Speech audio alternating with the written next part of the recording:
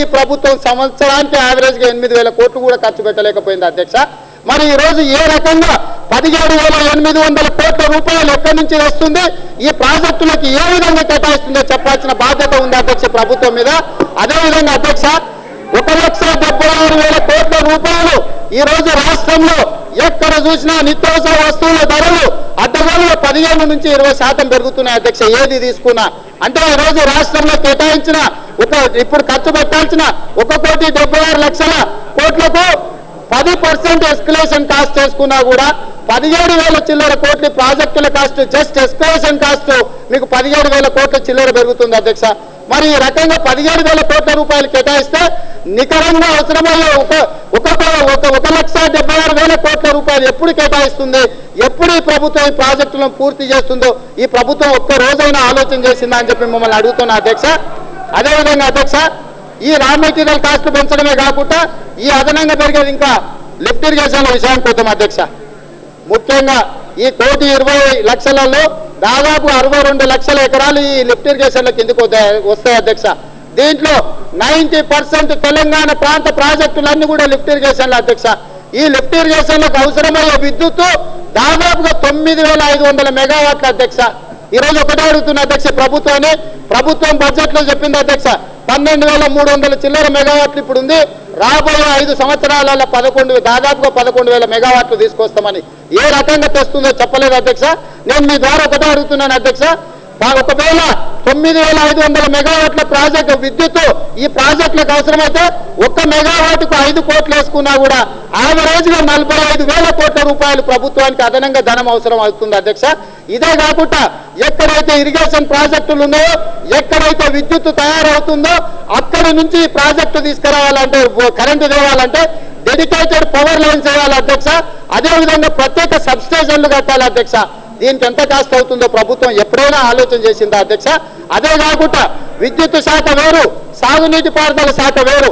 ఈ ముఖ్యమంత్రి గారు ఏనాడైనా ఈ రెండు శాఖలకు సంబంధించిన మంత్రులను అధికారులను కూర్చోబెట్టి మీరు ఎప్పుడు ప్రాజెక్టులు కడతారు, మీకు ఎప్పుడు విద్యుత్ అవసరం, మీరు విద్యుత్ ప్రాజెక్టులు ఎప్పటిలోగా పూర్తి చేస్తారు అని చెప్పి జాయింట్ మీటింగ్ ఎప్పుడైనా కన్వే చేసిందా అని చెప్పి మీ ద్వారా ముఖ్యమంత్రి గారిని అడుగుతున్నాను అధ్యక్ష. కాబట్టి ఈ ప్రాజెక్టులకు అవసరమైన విద్యుత్తు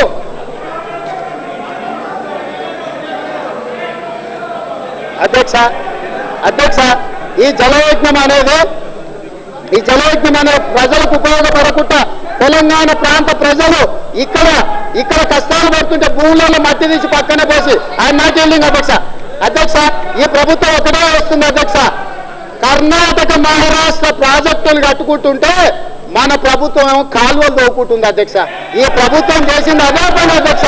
కాబట్టి ఈరోజు ప్రభుత్వం కర్ణాటక మహారాష్ట్ర కట్టుకున్న ప్రాజెక్టులను ఆపి ముఖ్యంగా తెలంగాణ ప్రాంత ప్రజల కన్నీటి కష్టాలను తీర్చాల్సిన బాధ్యత ప్రభుత్వం మీద ఉన్నది అధ్యక్ష. అదేవిధంగా అధ్యక్ష పాలమూరు జిల్లా భీమా ప్రాజెక్ట్ అధ్యక్ష. భీమాకు ఏఐబిపి కింద యాక్సిలరేటెడ్ ఇరిగేషన్ బెనిఫిషియరీ ప్రోగ్రామ్ కింద కేంద్ర ప్రభుత్వం అప్రూవల్ చేసి ఈ సంవత్సరానికి 662 కోట్ల రూపాయలను కేటాయిస్తారు అధ్యక్ష.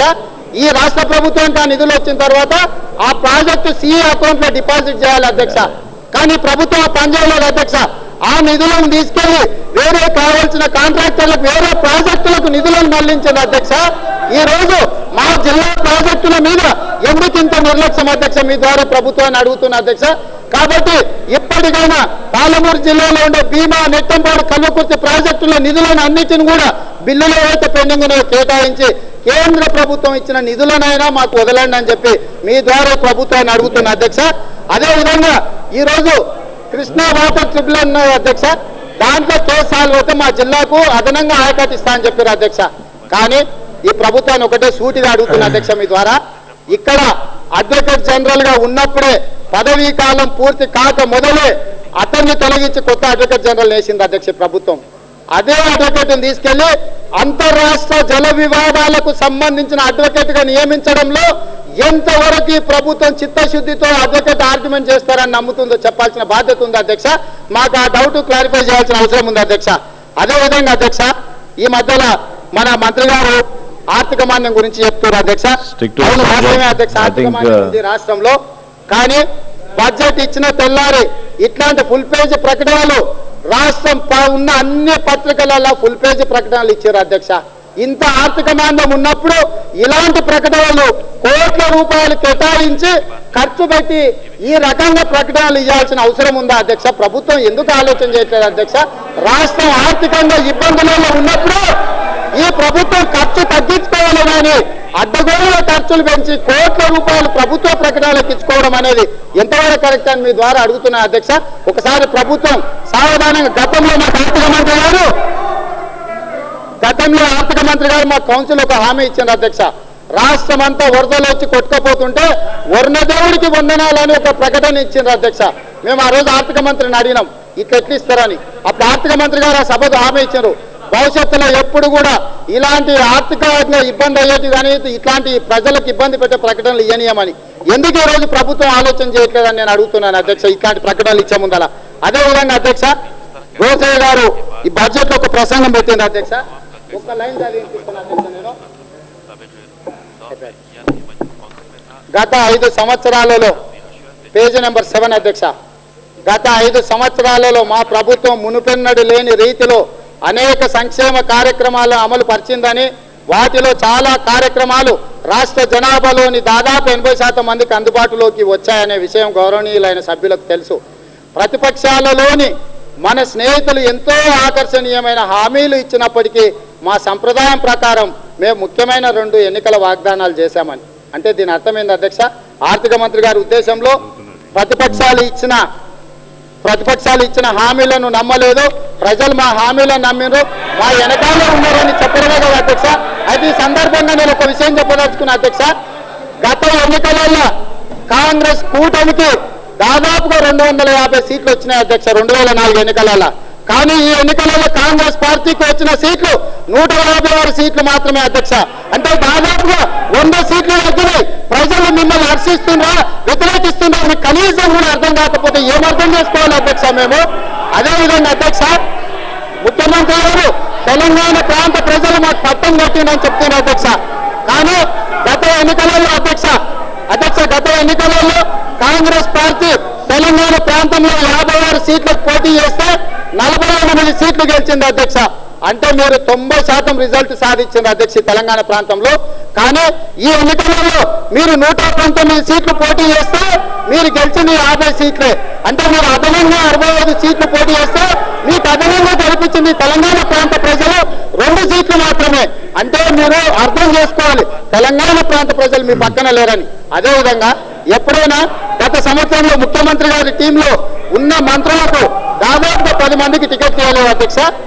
మిగతా దాంట్లో టికెట్ ఇచ్చిన దాంట్లో 14 మంది మంత్రులు ఓడిపోయింది అధ్యక్ష. అదే అధ్యక్ష, మీ సైన్యాధిపతి మీ పార్టీ అధ్యక్షుడు ఓడిపోయింది అధ్యక్ష. మీరు ఎందుకు విషయాన్ని రాష్ట్ర ప్రజలకు మీరు గుర్తిస్తలేరు అధ్యక్ష?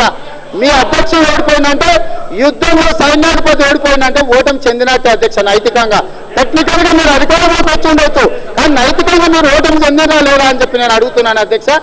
ఇంకొకటి అధ్యక్ష, ప్రభుత్వం ఎక్కడ చూసినా ఫుల్ పేజ్ ప్రకటనలు ఇస్తున్నది అధ్యక్ష. స్వప్నాలు నిజం అవుతున్నాయి, లక్ష్యాలు నెరవేరుతున్నాయి, హరితాంధ్రప్రదేశ్ దిశగా. అవునా అధ్యక్ష? స్వప్నాలు నిజమైనవి అధ్యక్ష. పెద్దలు ముఖ్యమంత్రి గారు కావాలనుకున్నారు, అయ్యింది అధ్యక్ష. ముఖ్యమంత్రి స్వప్నం నెరవేరింది అధ్యక్ష. అదేవిధంగా లక్ష్యాలు కూడా నెరవేరినాయి అధ్యక్ష. సాక్షి పేపరు, గ్రామీణ స్టీల్స్, ఓబులాపురం మైనింగ్ కార్పొరేషన్, కావాల్సిన వ్యాపారాలు అన్ని కూడా లక్ష్యాలు నెరవేరినాయి అధ్యక్ష. ఇది అధ్యక్ష, ఇది హరితాంధ్ర ప్రదేశ్ కావాలి అధ్యక్ష.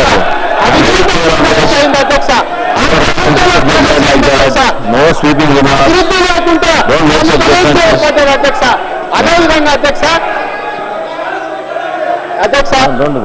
అధ్యక్ష నేను ఒకటే అడుగుతున్నాను అధ్యక్ష.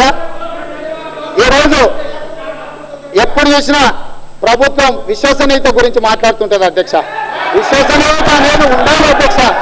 నేను ఒకటే అడుగుతున్నా అధ్యక్ష, ఎన్నికల కంటే మొదలు అధ్యక్ష, ఎన్నికల కంటే మొదలు ఈ ప్రభుత్వం ప్రతి పేదవాడికి కనిపించిన వాళ్ళకి రేషన్ కార్డులు ఇచ్చింది అధ్యక్ష. 1,35,00,000 గతంలో రేషన్ కార్డులు ఉంటే ఈ ప్రభుత్వం వచ్చిన తర్వాత 2 కోట్లు దాటినాయి అధ్యక్ష. ఎన్నికలైన తర్వాత